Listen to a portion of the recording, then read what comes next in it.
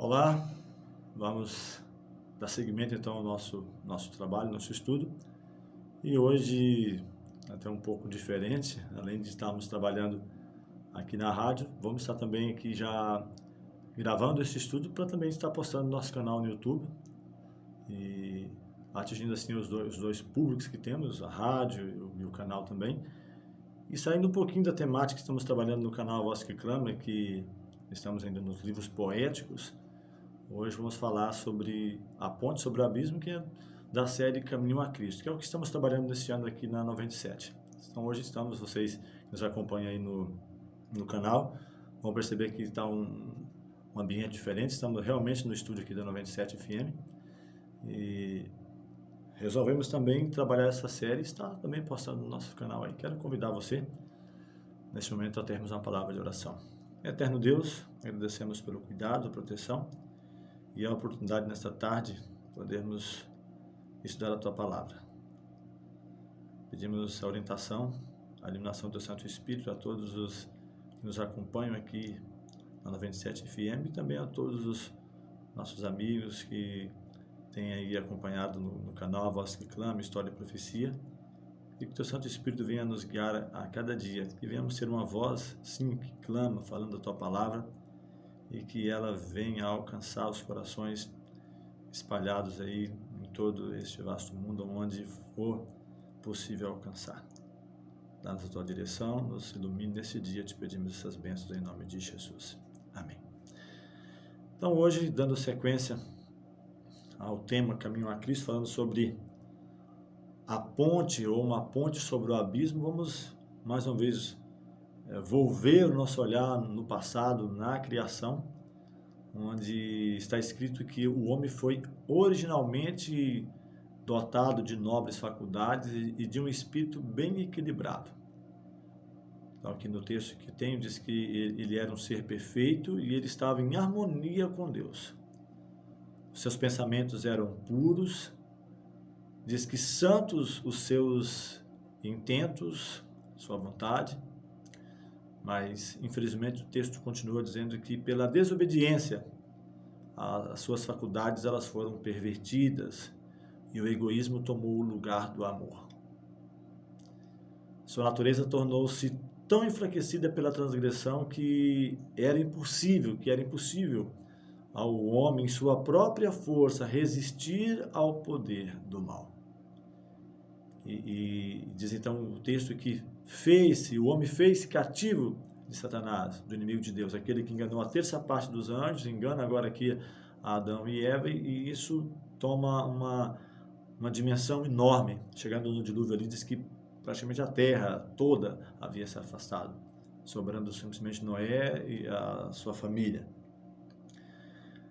E diz o texto que assim teria permanecido, ou seja, nesse cativeiro, para sempre teria permanecido se Deus não tivesse intervindo de modo especial. Era desígnio do tentador frustrar o plano divino quanto à criação do homem e encher a terra de miséria, desolação e todo este mal. Ele ainda apontava como sendo consequência da criação do homem por Deus. Então, ele deturpa, ele usa da astúcia, do engano, da mentira, e quando essas coisas falham, usa da força, quem sabe da guerra, da imposição, e leva muitas vezes o homem a criar uma revolta contra o Criador, contra Deus. E o que nós pretendemos nessa série de estudos, Caminho a Cristo, tanto para os nossos ouvintes aqui da 97, ou para aqueles que nos acompanham aí no YouTube também, é mostrar que Deus, ele fez tudo o que podia ser feito de sua parte, dele como pessoa, de Cristo, dos anjos, do Espírito Santo, para que nós fôssemos alcançados. Continuando ainda nessa linha de pensamento, quero trazer o que está escrito em Colossenses 2, versículo 3, onde falando ainda sobre o estado de inocência, ou em seu estado de inocência, mantinha o homem feliz comunhão com aquele em quem estão escondidos todos os tesouros da sabedoria e da ciência. Em Cristo. Então, nele está todos os tesouros da sabedoria, da ciência, tudo aquilo que você possa imaginar. Mas eis que então surge o problema. Isaías 59, versículo 1 e 2 fala sobre isso.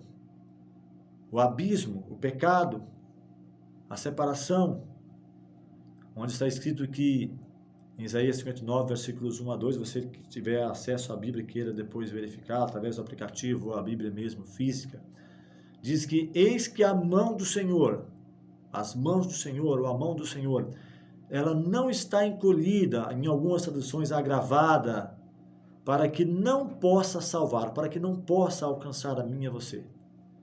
Nem surdo seus ouvidos, de modo que ele não possa ouvir. Mas ele explica no versículo 2, mas as vossas iniquidades fazem separação entre vós e o vosso Deus, e os vossos pecados encobrem o seu rosto de vós, para que não vos ouça. Então, o meu pecado, o seu pecado é que causa a separação entre nós e Deus. Temos pelo menos duas coisas em comum. Eu que estou aqui falando, e você quem sabe está me ouvindo, ou quem sabe assistindo posteriormente, depois aí pelo canal. Nós temos pelo menos duas coisas em comum. Primeiro, nascemos. E segundo, nascemos pecadores. Separados de Deus, afastados. Isaías 51 fala sobre isso. Eis que eu fui formado em pecado, e em iniquidade me concebeu minha mãe.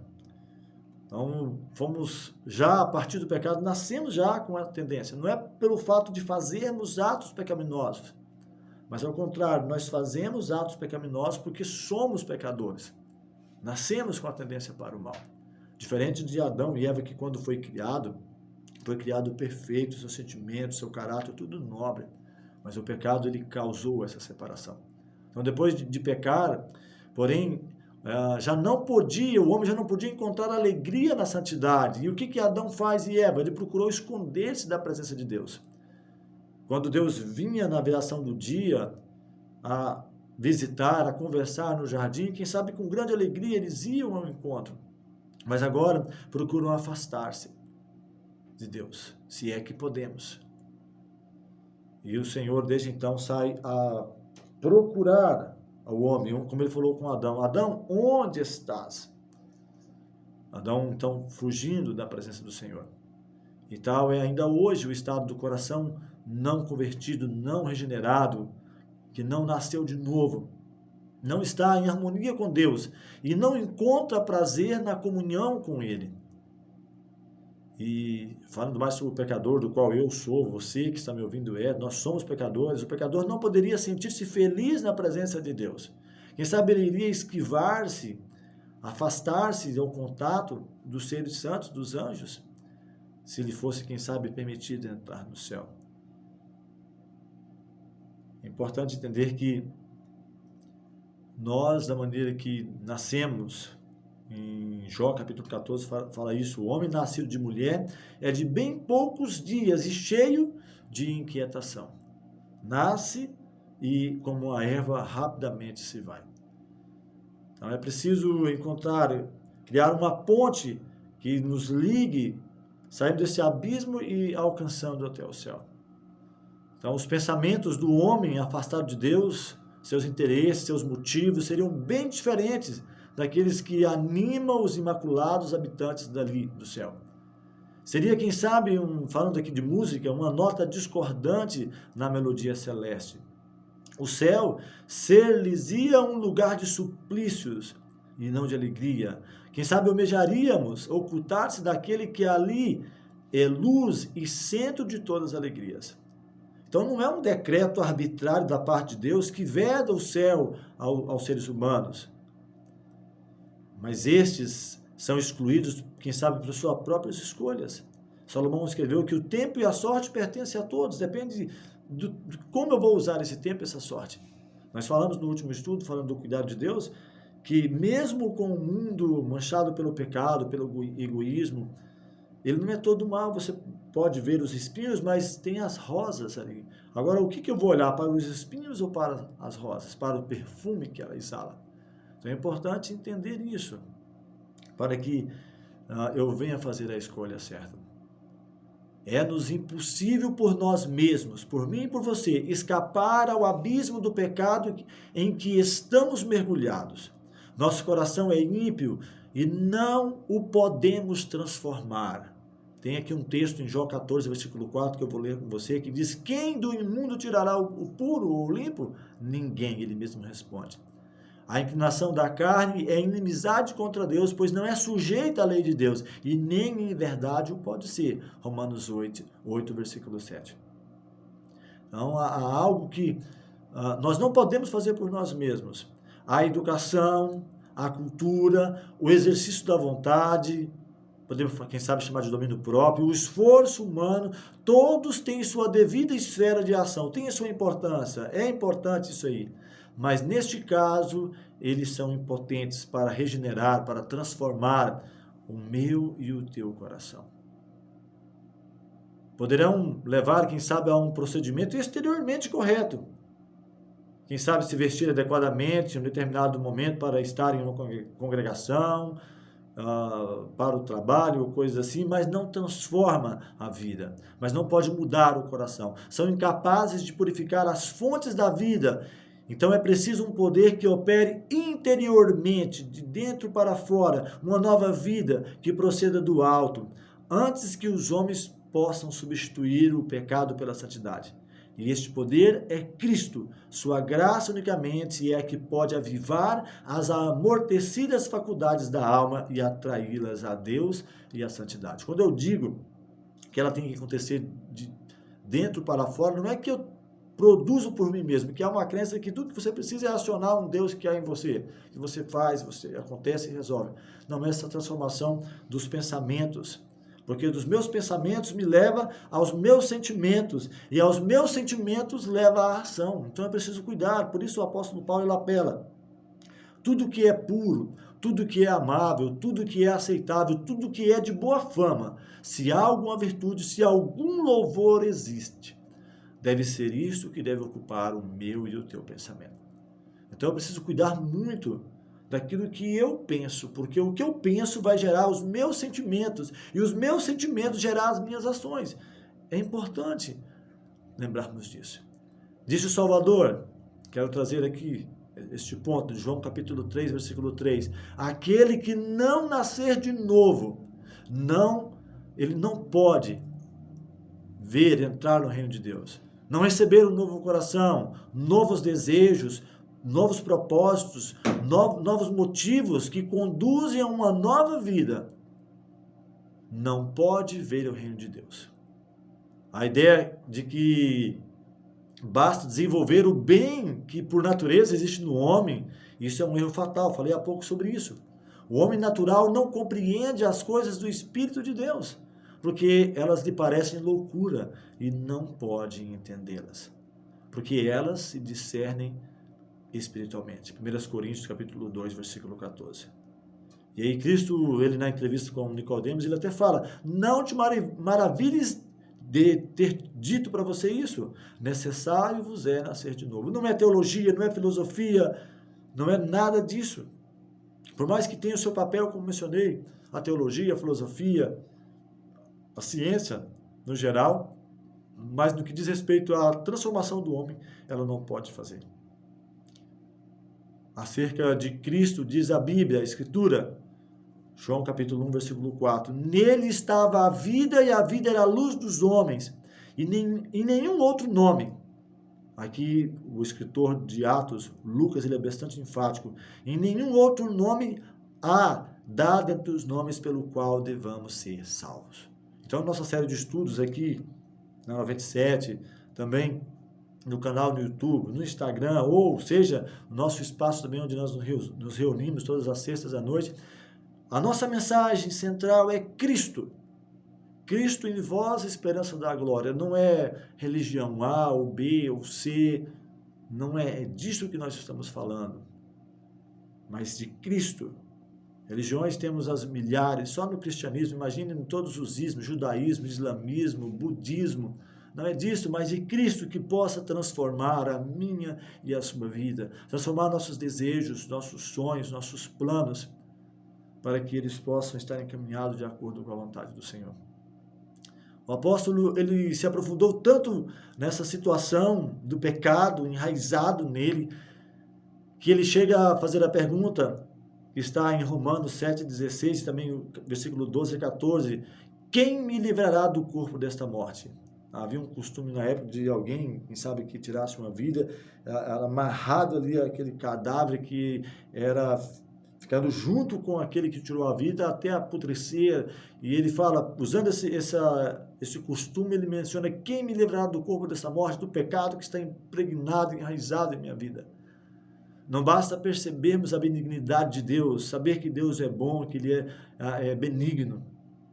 Vermos, quem sabe, a sua benevolência, a ternura paternal do seu caráter. Não basta reconhecermos a sabedoria e justiça de sua lei, e que ela se baseia sobre o eterno princípio do amor, onde ele próprio diz que destes 2 mandamentos depende a lei e os profetas, amor a Deus e amor aos nossos semelhantes.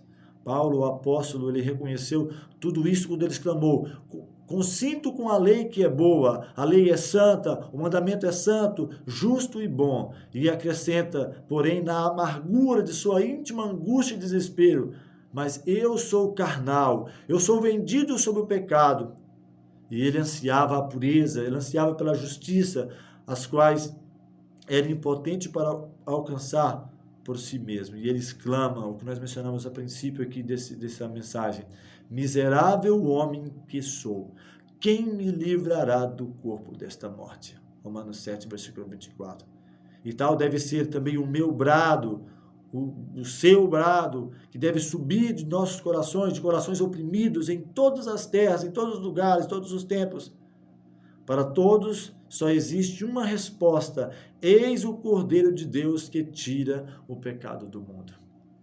Essa é a única resposta.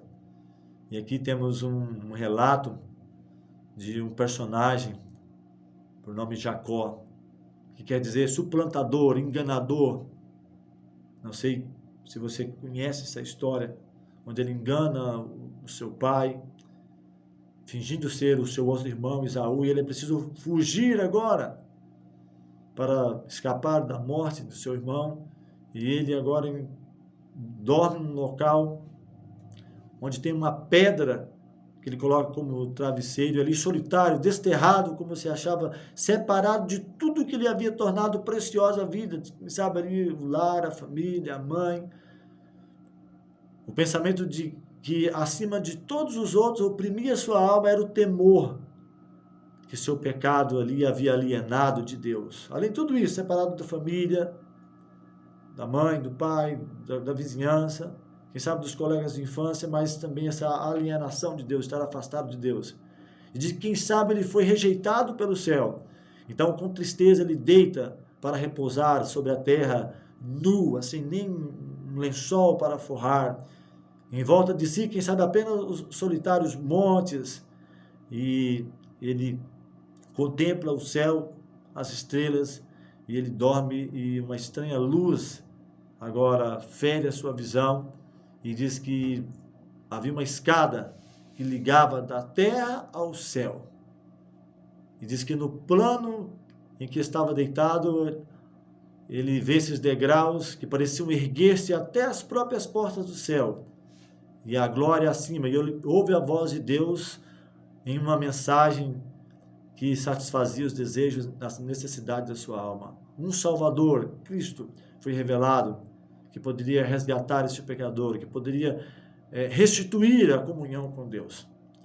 E essa escada do seu sonho representa Cristo, o único meio de comunicação entre Deus e o homem. E este é o mesmo que Cristo, ele refere-se a Natanael, onde ele fala em João capítulo 1, versículo 51. Vereis o céu aberto e anjos de Deus subirem e descerem sobre o Filho do Homem. Então, Cristo, ele é o único meio de salvação. Diz que não há outro meio, outro mecanismo, outra maneira. Ele diz, eu sou o caminho, a verdade e a vida. Ninguém vem ao Pai senão por mim. Ele diz que pela graça somos salvos, mediante a fé. Não vem de nós, é dom de Deus. Não vem por obras, para que ninguém se glorie. Mas isso é um presente de Deus para nós. Então, apostatando o homem, falando do homem no geral, do gênero humano, todos, a partir de Adão, eles estão alienados de Deus. A terra foi separada do céu, e através desse abismo existente entre eles, não podia haver comunicação. Mas por meio de Cristo, foi de novo dada essa oportunidade. A terra ligada ao céu. E com seus próprios méritos, Cristo lançou uma ponte através do abismo que o pecado cavara, de maneira que os anjos ministradores podem manter comunhão com o homem. E Cristo, então, une o homem caído em sua fraqueza e desamparo à fonte de divino poder. Então, Cristo, o ministério dos anjos. E aqui estamos entrando na parte final da nossa mensagem, falando daquilo que o Senhor promete para nós. O homem também tem várias promessas, mas em vão sonham os homens com o progresso. Entra político e sai político, imperador, quem sabe imperador, monarquias, reinos, mas frustrados são todos os empenhos para o enobrecimento da humanidade. Cada dia que passa, cada ano que passa, mais nós decaímos, mais enfraquecemos, física, mental, emocional e espiritual. Se passam por alto a única fonte de esperança e auxílio para a raça caída. Em Tiago 1,17 fala que toda a boa dádiva, todo dom perfeito vem de Deus, vem do Pai das luzes. Não há verdadeira excelência de caráter fora de Deus. Ele é o único caminho, a única rota segura. Cristo que conduz ao Deus, ao Eterno. O coração de Deus anseia por seus filhos terrestres com um amor mais forte que a morte, entregando Cristo, seu Filho. Neste único dom, ele derrama sobre nós todo o céu. A vida, a morte, intercessão do Salvador, o ministério dos anjos, o pleitear do Espírito, o Pai operando em cima, ou acima de tudo e por tudo, o interesse incessante dos anjos. Tudo isso é empenhado em favor da redenção humana. Então você percebe que todo o céu está empenhado na minha e na tua salvação. Deus, Cristo, o ministério dos anjos, o Espírito de Deus atuando em nossa vida. E aqui eu quero fechar com promessas e também uma advertência. Devemos considerar o maravilhoso sacrifício que foi feito por nós, por mim e por você. E procuremos avaliar o esforço e energia que o céu dedica para reivindicar os perdidos e reconduzi-los ao lar eterno. Todos nós havíamos nos afastado. Motivos mais fortes e instrumentos mais poderosos não poderiam jamais ser postos em operação. As excelentes recompensas de fazer o bem, a alegria do céu, a sociedade dos anjos, a comunhão e o amor de Deus e seu Filho, o enobrecimento e dilatação de todas as nossas faculdades através dos séculos da eternidade. Acaso não são estes poderosos incentivos e encorajamentos para nos impelir, nos empurrar para a frente, a consagrar ao nosso Criador e Redentor os mais amantes e sinceros serviços de coração, dedicar-nos? Toda essa promessa que Deus tem feito para mim e para você. Se por um lado temos essas promessas, todas essas bênçãos, temos também uma advertência. Por outro lado, os juízos divinos pronunciados contra o pecado, a inevitável retribuição, a degradação do nosso caráter e o final aniquilamento são nos apresentados na palavra de Deus a fim de nos advertir contra o serviço do mal. Então, é importante pensarmos nisso. Não deveríamos, quem sabe, considerar a misericórdia divina? Que mais poderia Deus fazer? Devemos relacionar-nos devidamente com aquele que nos amou com um maravilhoso amor. Devemos prevalecer dos meios que nos foram providos, nos foram outorgados, concedidos, para sermos transformados à sua semelhança e restaurados à comunhão com os anjos, ministradores e harmonia com o Pai e com o Filho, recebendo assim o Espírito de Deus, para a cada dia nós sermos muito mais que vencedores. Então, como mencionei, temos pelo menos duas coisas em comum, eu e você que está me acompanhando, que está me ouvindo, ou quem sabe irá assistir esse vídeo. Nascemos e nascemos pecadores, afastados de Deus, diz que os nossos pecados causam separação, independente de atos de mais ou menos, atos pecaminosos. Porque muitas vezes temos até a parábola do fariseu e publicano. O fariseu, ele orava: Senhor, eu te dou graça que eu não sou como os demais, eu faço isso, faço aquilo, jejum, dou dízimo, eu faço aquilo mais. E o publicano, ele nem ousava levantar os olhos ao céu, mas batia no peito e dizia: Senhor, tem misericórdia de mim, pecador. Diz que este foi então aceito e o outro rejeitado. Não é por minhas obras, pelas suas obras, que alcançaremos o céu e a salvação. Deus já nos ofereceu através de Cristo, basta nós aceitarmos. Quero te convidar, mais uma vez, a falarmos com o Senhor. Eterno Deus, bondoso Pai, graças te rendemos pelo cuidado, pela proteção e pela oportunidade de estudarmos a Tua Palavra. Nos conceda a unção do Teu Santo Espírito e que a cada dia venhamos ser em Cristo Jesus muito mais que vencedores. Venhamos agarrar aos meios, aos mecanismos de salvação que o Senhor nos concedeu. O ministério de Cristo, o ministério dos anjos, nos concedendo também a unção do Teu Santo Espírito, para que a cada dia no Senhor venhamos ser muito mais que vencedores. Abençoe a cada ouvinte, a cada pessoa que também estará, quem sabe, vendo este vídeo, esse material, que possa ser alcançado para a honra e glória do Teu santo nome. Essas bênçãos te pedimos e agradecemos em nome de Jesus. Amém.